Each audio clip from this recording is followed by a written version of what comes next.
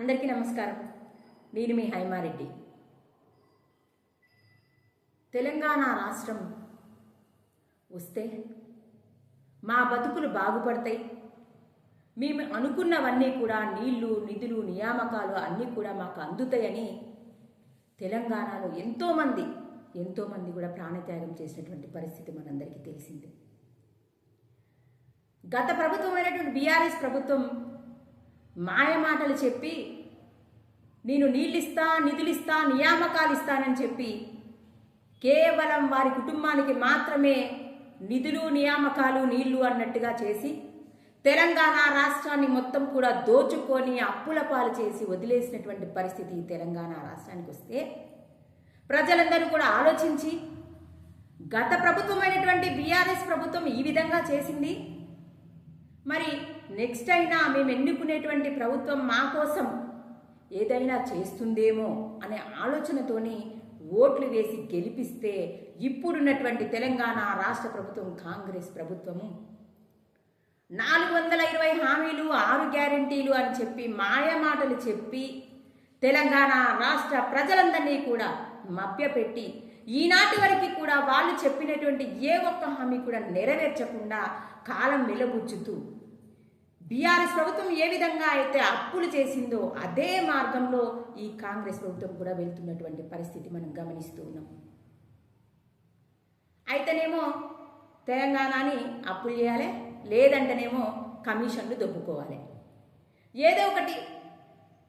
ఏదో ఒక ప్రాజెక్టు పేరిట ఏ విధంగా కమిషన్ తీసుకోవాలి. ఇప్పుడు కొత్తగా రేవంత్ రెడ్డి గారు అంటున్నారు మూసీ ప్రక్షాళన అంట. దాంట్లో మరి ఎన్ని రకాలుగా డబ్బు దోచుకోవాలనే ఆలోచనతో ఈనాడు మూసీ ప్రక్షాళన, హిల్ట్ పేరిట మరి భూములన్నీ కూడా దందాలు చేసుకుంటూ రియల్ ఎస్టేట్ పేరిట దోచుకునే ఆలోచన, ప్రజలందరినీ కూడా ఏ మార్గంలో ఏ విధంగా ఎట్లా దోచుకొని నేను కమిషన్లు ఎట్లా దొబ్బాలి, ఎట్లా ఢిల్లీకి పంపాలి, ఎట్లా మేము దోచుకోవాలి, ఎనికేసుకోవాలనే ఆలోచనే తప్ప తెలంగాణ రాష్ట్ర ప్రజలకు నేను ఏం హామీలు ఇచ్చినా మరి ఏ ఒక్క హామీ అయినా నెరవేర్చినా లేదా, నా మంత్రివర్గంలో ఉన్నటువంటి ఎమ్మెల్యేలు మరి ఏమైనా చేస్తున్నారా లేదా, ప్రజలకు పోతున్నారా లేదా, ప్రజలకు ఇచ్చినటువంటి హామీలు నెరవేరుస్తున్నారా లేదా అనే ఆలోచన ఏ ఒక్కరికి కూడా లేదు. మరి ఈ కాంగ్రెస్ ప్రభుత్వం అనేది ఎప్పుడు చూసినా తప్పుడు మార్గంలో ఆలోచిస్తూ వెళ్ళడమే తప్ప ప్రజలు మరి మాకు ఎందుకు ఓటేసి గెలిపించిండ్రు, మేము ఇచ్చిన హామీలు నెరవేరిస్తే ఎలా ఉంటుంది అనే ఆలోచన లేనటువంటి పరిస్థితి మనం అందరం కూడా చూస్తూ ఉన్నాం. పాపం పిల్లలు ఎంతోమంది చచ్చిపోయినరు తెలంగాణ కోసం. మా బతుకు బంగారు బతుకైతుంది, బంగారు బాట అవుతుంది, మాకు ఖచ్చితంగా ఉద్యోగాలు వస్తాయని ఎదురు చూసినటువంటి పిల్లలు ఎంతోమంది. ఆ ప్రభుత్వం 2 లక్షల ఉద్యోగాలు ఇస్తారని చెప్పి అది ఇవ్వకుండా పోయింది. ఇప్పుడు వచ్చినటువంటి ఈ ప్రభుత్వం 2 లక్షల ఉద్యోగాలు ఆడబెట్టుకొని పూజ చేస్తున్నారు తప్ప మరి యువతి యువకులకు ఉద్యోగాలు ఇద్దాము, వాళ్ళ బతుకును బాగు చేద్దామనే ఆలోచన లేదు. తెలంగాణ రాష్ట్రంలో ఉన్నటువంటి ఏ వర్గ ప్రజలు కూడా ఈనాడు సంతోషంగా లేరు. కాంగ్రెస్ ప్రభుత్వం వచ్చి 2 ఏళ్ళు దాటిపోతున్నప్పటికీ కూడా వాళ్ళు ఇచ్చిన హామీలన్నింటినీ కూడా మర్చిపోయి యువత, మహిళలు, రైతులు, అన్ని వర్గాల ప్రజలు, పిల్లలు, గవర్నమెంట్ స్కూళ్ళల్లో ఉన్నటువంటి పిల్లల గురించి కానీ, మరి స్కాలర్షిప్ల గురించి కానీ, ఫీజు రియంబర్స్మెంట్ల గురించి కానీ, ఖాళీగా ఉన్నటువంటి యూనివర్సిటీల్లో ఉన్నటువంటి ఉద్యోగాల గురించి కానీ ఏ విధంగా కూడా పట్టించుకోకుండా కేవలం కమిషన్లు ఎలా దండుకోవాలి, ఏ విధంగా జిహెచ్ఎంసీని ఏర్పాటు చేసి ఏ విధంగా మనం పైసలు దొబ్బాలి, డివిజన్లు ఏర్పాటు పెద్దగా చేసి ఏ విధంగా నిధులు దొబ్బాలి, ఈ ఆలోచనలు తప్ప తెలంగాణ రాష్ట్ర ప్రజలకు మనం ఏం హామీ ఇచ్చినాం, మనమందరం కూడా మరి ఏ విధంగా వాళ్ళందరినీ మభ్యపెట్టినాం, మరి మన మాటలు మనం నిలబెట్టుకోవాలని కనీసం వాళ్ళ ఎమ్మెల్యేలకు చెప్పినటువంటి పాపాన పోలే ముఖ్యమంత్రి రేవంత్ రెడ్డి గారు. ప్రజలను చూస్తున్నాం పాపం, రేషన్ కార్డులు లేక కొత్త రేషన్ కార్డులు వస్తాయని ఎదురు చూసేవాళ్ళు ఎంతోమంది. పెద్దవాళ్ళు, ముసలి వాళ్ళు పాపం పెన్షన్లు వస్తాయి, మాకు పెన్షన్లు వస్తాయి, మాకు పెన్షన్లు వస్తాయని ఎదురు చూసి వాళ్ళ కళ్ళు కాయలు కాసిపోతానే తప్ప పెన్షన్లు రానటువంటి పరిస్థితి. ఎంతోమంది మన ఊర్లలో పోతే పాపం పెద్ద మనుషులు బాధపడుతున్నటువంటి పరిస్థితి మనం చూస్తూ ఉన్నాం. నువ్వు మహిళలకు ఇచ్చినటువంటి హామీలన్నీ మర్చిపోతివి, ఆడబిడ్డలకు ఇచ్చినటువంటి తులం బంగారం వంటివి, స్కూటీలంటివి, వాళ్ళ కోసం ఏదైనా చేస్తామంటివి. కనీసం గవర్నమెంట్ స్కూళ్ళల్లో కనీస వసతుల కల్పన చేయకుండా, గవర్నమెంట్ స్కూళ్ళను పట్టించుకోకుండా వాళ్ళకి పెట్టేటువంటి భోజనాలు కూడా పాపం విషం పురుగుల భోజనాలు పెట్టుకుంటూ అది కూడా పట్టించుకునేటువంటి పరిస్థితి తెలంగాణ రాష్ట్రంలో ఉంది. కేంద్రం నుంచి ఏ విధంగా నిధులు వస్తాయి, మనం ఏ విధంగా దండుకోవాలి అన్న ఉద్దేశంతో ఎలక్షన్లు పెట్టాలి. ఇప్పుడు ఇమీడియట్గా ఏ ఎలక్షన్లు పెడితే ఎట్లా వస్తుంది, నిధులు ఎట్లా దొబ్బాలి, ఎట్లా పెట్టుకోవాలి, ఎట్లా దోచుకోవాలి అనే ఆలోచనే తప్ప ప్రజలకు మేము ఏం హామీలు ఇచ్చినాము, మరి గవర్నమెంట్ పరంగా మేము ఏం చేస్తే బాగుంటుంది, ప్రజలందరికీ కూడా మేము ముందు ఇంకా మా కోసం సపోర్ట్గా రావాల్సిన ప్రజల్ని ఈనాడు తిట్టుకుంటున్నారు మమ్మల్ని. మరి ఇలా తిట్టుకునేటట్టుగా గత ప్రభుత్వం చేసి ఆల్రెడీ దాన్ని మొత్తం కూడా చంపేసి పంపించినటువంటి పరిస్థితి మనం చూసినాము.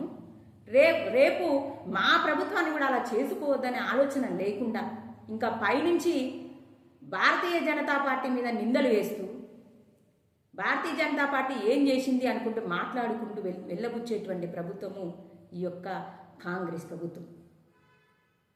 ప్రజలందరికీ కూడా తెలుసు, అన్ని వర్గాల ప్రజలకి కూడా కేంద్ర ప్రభుత్వం ఏ విధంగా నిధులు పంపిస్తూ ఉన్నది.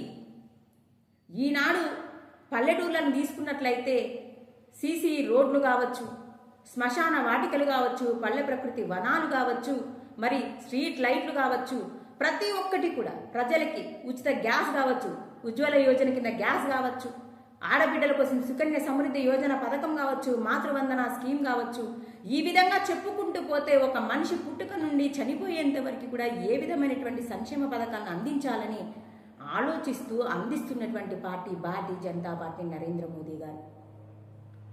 ఇన్ని రకాల సంక్షేమ పథకాలు అందిస్తుంటే ఈ తెలంగాణ రాష్ట్ర ప్రభుత్వము కనీసం కేంద్ర ప్రభుత్వం తీసుకొచ్చినటువంటి ఆయుష్మాన్ భారత్ పథకం పాపం పేద ప్రజలందరికీ కూడా ఎంతో చాలా చక్కగా ఉపయోగపడేటువంటి పథకం అది. ప్రతి మనిషికి కూడా ఏదో ఒక జబ్బు వస్తూ ఉంటుంది. వాళ్ళందరికీ కూడా ఈ 5 లక్షల ఇన్సూరెన్స్ ఆయుష్మాన్ భారత్ కనుక ఇంప్లిమెంట్ చేస్తే ఈ తెలంగాణ రాష్ట్రంలో ఉన్నటువంటి ఎంతోమంది పేద మధ్యతరగతి కుటుంబాలకి ఉపయోగపడుతుంది. దాని గురించి పట్టించుకోవడం చాతగానటువంటి ప్రభుత్వం ఈ తెలంగాణ రాష్ట్ర ప్రభుత్వం, కాంగ్రెస్ ప్రభుత్వం. రైతులందరికీ కూడా పంట నష్టం జరిగితే రేపు పంట నష్టానికి కూడా ఇన్సూరెన్స్ ప్రధానమంత్రి ఫసల్ బీమా యోజన తీసుకొచ్చినటువంటి కేంద్ర ప్రభుత్వం, దాన్ని కూడా ఇంప్లిమెంట్ చేయడం చాతగానటువంటి ప్రభుత్వం ఈ కాంగ్రెస్ ప్రభుత్వం. రైతులందరూ పంట పండించి పాపం ఆ పంట అమ్ముకున్నామని ఎదురు చూస్తూ ఉంటే దాన్ని కొనకుండా దాన్ని మొత్తం కూడా నాశనం పాలు చేస్తున్నటువంటి ప్రభుత్వం ఈ కాంగ్రెస్ ప్రభుత్వం. రైతుల్ని పట్టించుకోవాయే, మహిళల్ని పట్టించుకోవు, అన్ని వర్గాల ప్రజల్ని పట్టించుకోవు, పెద్దవాళ్ళని పట్టించుకోవు. మరి ఇంకా మీరు ఎందుకు ఇక్కడ కూర్చొని సీఎం కుర్చీలో కూర్చొని తెలంగాణ రాష్ట్ర ప్రజలకి నువ్వు ఏం చేస్తున్నట్టు రేవంత్ రెడ్డి గారు? మీరు ఇచ్చిన హామీలు ఏ విధంగా కూడా నెరవేర్చినటువంటి ఈ ప్రభుత్వానికి తెలంగాణ రాష్ట్ర ప్రజలు ఖచ్చితంగా బుద్ధి చెప్పి తీరుతారు. రాబోయేటువంటి ఎన్నికలలో ఇంకా ఖచ్చితంగా చూపిస్తారు. కాంగ్రెస్ ప్రభుత్వాన్ని గద్దె దింపేంత వరకు కూడా తెలంగాణ రాష్ట్ర ప్రజలు నిద్రపోరు. ఒక్కసారి నువ్వు పల్లెటూళ్ళకి ప్రజల మధ్యలకి పో రేవంత్ రెడ్డి, నీకు తెలుస్తుంది నీ ప్రభుత్వం పనితీరు అనేది ప్రజలందరూ కూడా ఏ విధంగా మాట్లాడుకుంటున్నారనేది నీకు తెలుస్తుంది. అనకూడదు కానీ గత ప్రభుత్వమైన బీఆర్ఎస్ ప్రభుత్వంలోనే మాకు అంతో ఇంతో స్కీములన్నీ అందినాయి, కానీ ఇప్పుడు వచ్చినటువంటి కాంగ్రెస్ ప్రభుత్వంలో మాకు అసలు ఏ విధమైనటువంటి ఒక్క పథకం కూడా అందనటువంటి పరిస్థితిని మేము చూస్తున్నాము. మేము చాలా ఇబ్బందుల పాల్పడుతున్నాం అనేటువంటి మాటలు ప్రజలందరూ కూడా మాట్లాడుతూ ఉన్నారు.